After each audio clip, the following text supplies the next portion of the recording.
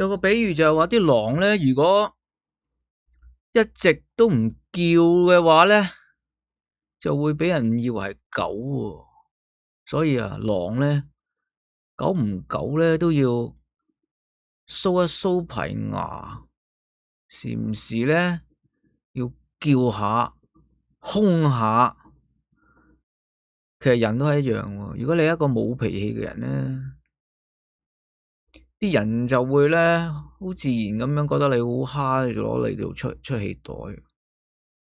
所以咧，嬲又唔需要成日嬲，又唔需要成日洗起排牙，好似咬人咁。不過咧，久唔久搵下啲機會發一發火，係嘛？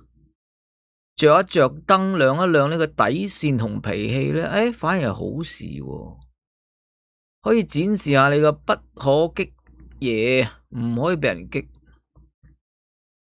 先會別人先會尊重。喂，人性就係咁賤格噶，有時係嘛？呢個其實又係陰陽定律嚟嘅，你又唔可以陰晒，陰即係譬如話縮埋啊，講禮貌啊，講係嘛？講包容啊，係要陽啊，陰陽啊嘛，陽嗰邊咧要發下脾氣啊，係嘛？好唔啷禮啊，係嘛？唔包容啊，係嘛？淨係諗自己啊，所以又係要取得平衡呢個世界，呢個都係權謀。